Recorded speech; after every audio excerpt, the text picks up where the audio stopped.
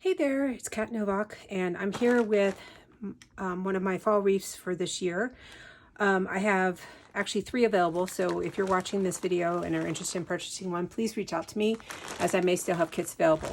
So in your kit, you're going to see a bag labeled inner mesh, and you're going to have a bag that's also labeled outer mesh. You will have a sign.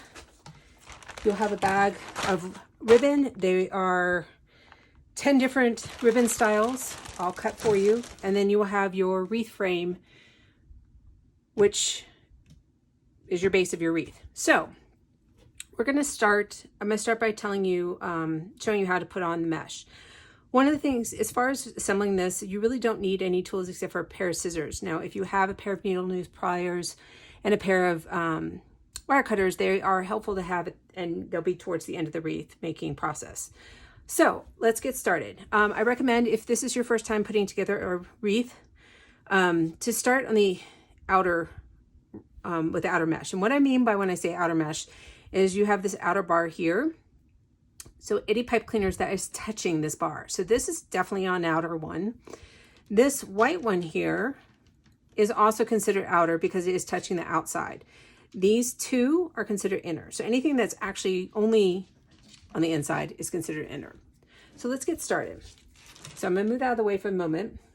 We're gonna start, and it's color coordinated for you. So the tan is gonna go on tan, white's gonna go on white, and orange is gonna go on orange.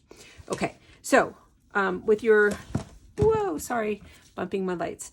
They're all rolled into one. So I'm starting with one of the outer tan ones. There is a natural curl to your mesh. Let's work with that. So we're gonna roll that cut edge in. This will minimize some of the shedding and that goes along with mesh. It's one of the properties of it.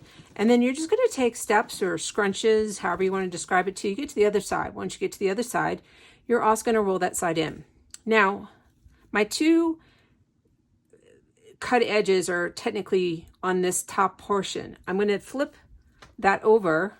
I can reposition that and actually even center those a little bit more into my gathering here. So it's like a bow tie almost. Now I'm going to come to my wreath. I'm going to open up one of these and I'm going to lay this inside. And I'm going to pull tight. I'm not going to pull with all my might, but I do want to tighten it. And I'm going to twist at least 1 full turn. Okay. Now we're going to leave that be. We're going to end up putting our ribbon on top of this, and then we will bring the pipe cleaners to the back. This will get squished and moved around. Do not worry if the mesh is going this way or this way. It will all work out in the end. I'm going to show you, the process is the same for all of your mesh. This particular wreath design actually has a different style of mesh, and I figured I'd show you one of these as well. You don't have to work in any particular order. I usually will go with an entire color scheme and then switch to the next one. But I wanted to show you this one. It's a little different. It is an open weave mesh. And so you want to be kind of delicate with that edge. It has been cut for you with a wood burner tool, so it will minimize any disintegration, so to speak. So again, I'm going to roll that edge in. I'm going to take those big steps across my mesh till I get to the other side. I'm going to roll that edge in. I'm going to flip it over. I'm going to kind of reposition those so that they kind of are more to the inside and back side of my gathering. I'm going to pull my front frame back in, put in the middle, and I'm going to twist off. This is a poly jute. This is, like I said, the open weave, and then you have your classic deca mesh for your white. So it's kind of a neat combination of textures for this wreath. Usually most of my wreath kits are all poly deco mesh like this. So I'm going to roll this edge in. I'm going to step across. And I'm going to get to my other side, roll that under, and then I'm going to lay that into an open pipe cleaner. I'm going to continue to repeat this process for all the outer and inner mesh. And what I'm going to do is I'm going to fast forward, and then I'll come back and pick up on the next step.